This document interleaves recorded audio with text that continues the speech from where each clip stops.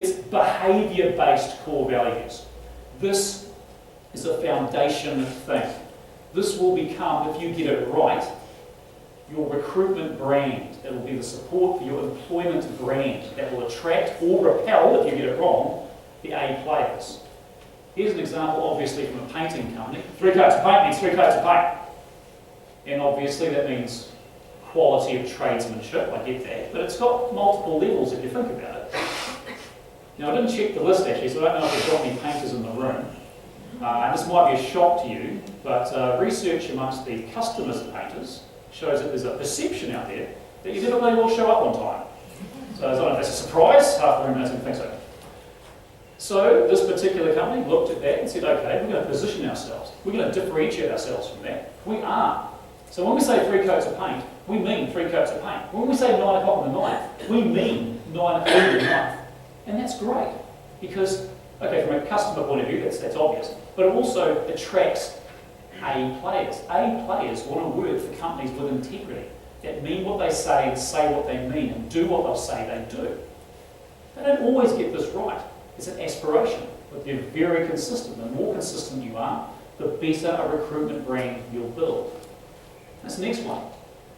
And I like this because it was an idea that came from somewhere else. This was initially a marketing slogan for a heat pump installation company. And their research showed them that people were pretty happy with heat pumps. They pump heat, tick the box. What they weren't so happy with is the aesthetics of it. And the grizzles were all about, oh, it's not quite straight, oh, it's a bit out from the wall, it's not centred. And so this company positioned itself, differentiated itself. We don't do ugly. And that was a marketing thing. But then they noticed that their workers, off their own bat, started having photo competitions. They take photo of their installation, submit it, and have the installation of the non-ugly of the month competition. And so the boss, that's of the installation, not the workers. I'm not judging anyone, man. But the point being is the bosses noticed this behaviour. And so they took something that was already happening and used it.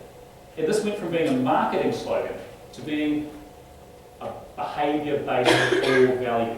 A behaviour-based core value. And so, what's your name, bro? The book winner? Louis. Louis. When Louis, I have a dog called Louis. There's a prince called Louis. That's probably the one I should have gone with. So Louis is a talented heat pump installer. He's an A player. He shows up at this particular company. He walks into a waiting area that's well appointed, professionally laid out, very well organised, non-ugly. Receptionist comes along, he or she, I'm not judging anyone here, also non-ugly. Taken to the interview area and so forth, around the warehouse, the vans, the uniforms of the staff, as best they can, as consistently as possible. This is constantly reinforced. And this isn't for the customers. Everything to do with their products, their services, their physical layout of the environment, the experience is non-ugly, because it's the behaviour-based core value. Everybody in the business gets this. They can easily explain it. You saw that core values poster of a simple 8 words 4 minutes ago. Can you remember all 8? No, you can't. Everyone remembers this, and you'll go away and you'll remember this slogan. Everyone in that company remembers it, and it's not just from day one. It's from before day one. This is their recruitment brand.